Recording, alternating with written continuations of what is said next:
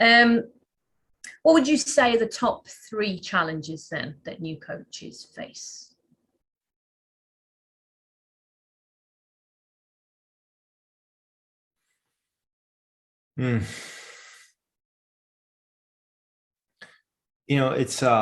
It's a lot like finding that like optimal hunger zone. Like, what is the it's like the earth, it lives in this very small habitable zone of the sun. If it's too close, it burns up. If it's too far away, it freezes over. So I think when a new coach has to figure out, how can I find that space for myself? Like, do I have to balance this with a full-time job, a part-time job?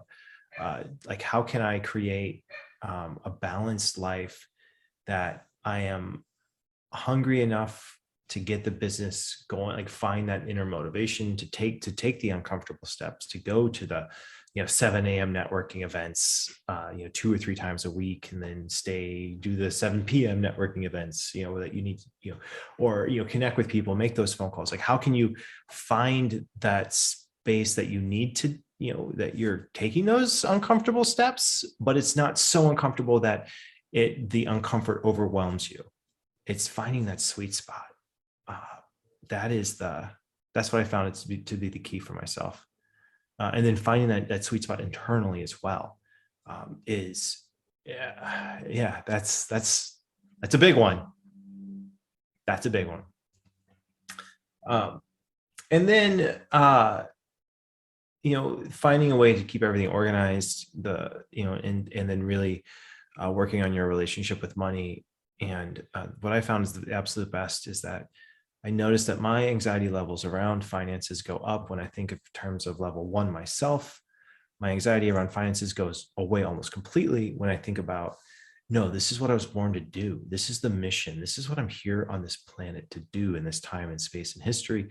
Let's do it. And finding that and finding ways to remind yourself of that. Yeah, that's the good stuff. Yeah, that's winning. That's winning.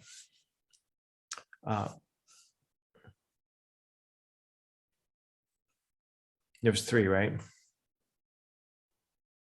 Yeah.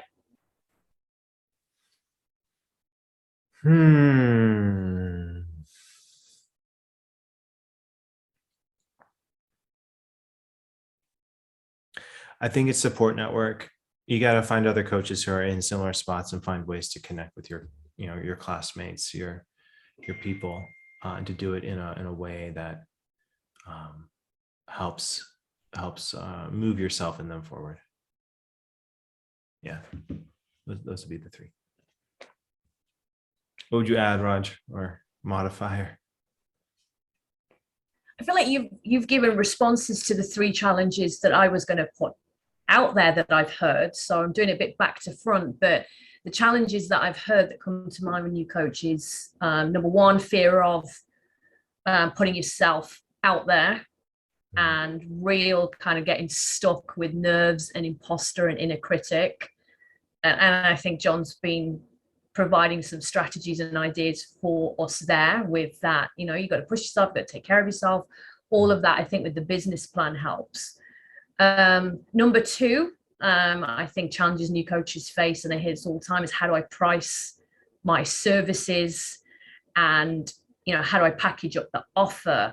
And I think sometimes it's really easy to get too tied up in what you think your hourly rate should be as a coach, and researching and reading this, that, and the other. And should I be putting, does this determine my value as a human being, as a person, if my hourly rate isn't $250 or $300? I hear that in executive coaching world.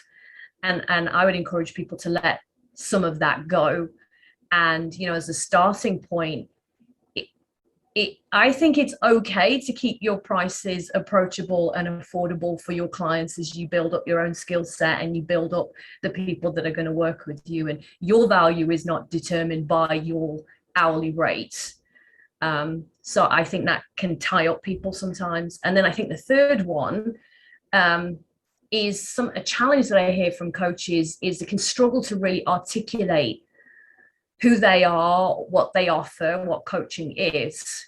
And I think that goes back to some of the things you were kind of guiding us with, and even the business plan. I think if you spend a bit of time with that business plan and really thinking about who you're going to speak to, that will prevent you from getting tongue-tied or feeling pressure. And I always encourage people to think about that elevator pitch. You know, you've got 30 seconds or a minute in an elevator with someone. How would you capture those key things around what you do and what you offer?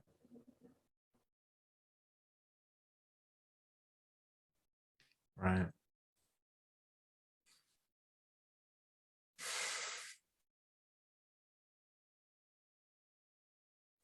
Yeah. I mean, I remember starting out, and when I was starting out, I had to really explain what life coaching was, what life coaching is. And I don't think coaches now have to do that starting out. I think a lot of time it's known what a life, I mean, you still have a little bit of that.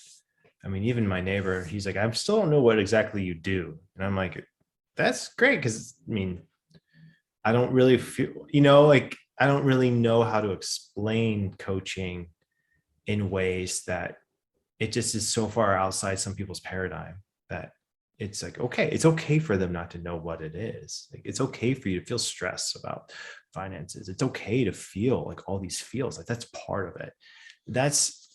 I can't, it feels like of course, but when you're in it, I know I still do. I get doomy and gloomy about it. I mean, it's hard. But yeah, understanding that, embracing that, finding ways to use the hard to your advantage is a useful. It's a very empowering perspective. And that's what I mean about that habitable zone. You need to find use the challenge as a motivator. And if you can do that, you're golden. I had a dear high school friend. We were just a couple years out of college. I was visiting him in Connecticut, and I had this jacket I loved. It was like one of those purchases that Amois and I led one of my first corporate workshops, and I got paid. I think it was like $1,500 for this weekend or something like this. And I was so like over the moon happy. We celebrated by buying ourselves outfits that we had, kind of like future self outfits. I love this jacket.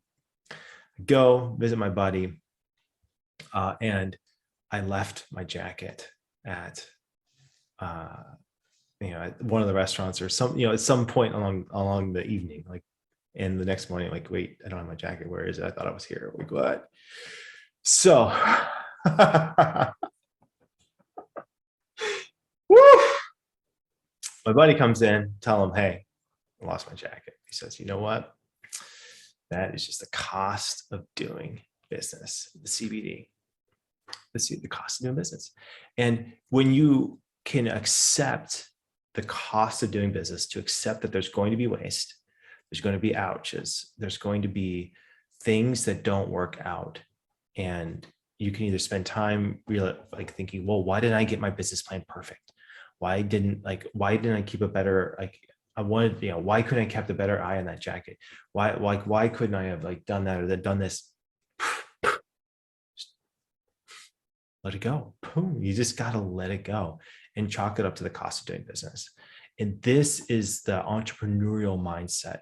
I think, Amois and I've talked, we talk about this among our, one of the concepts that we talk a lot about is, when you step into building your own coaching practice, you have to let go of the fixed income mindset. You have to let go of everything I can save, I earn. That's not always the case. You have to start thinking in terms of how can I adopt a growth income mindset, which involves risks, which involves, a growth mindset around like what you need to spend, what you need to save, but to really, the cost of doing business, move on. Cost of doing business, move on. And having a job there's usefulness in that too. The stability of that is real. There's value in the stability of landing a job that you feel fulfilled in.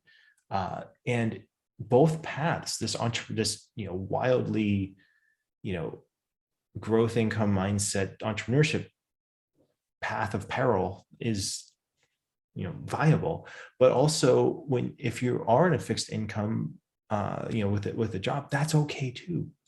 But it's just knowing which mindset you're in, you can adapt to, is extremely useful. And that cost of doing business idea, I can't tell you how many times throughout the years, cost of doing business. Move on, provide value. Are you going to tell us you found your jacket? No, lost forever. Guess it served its purpose. I see jackets that remind me of it, but I just smile and, give it a little, yeah, and just move on. Nope, gone forever. Gone forever.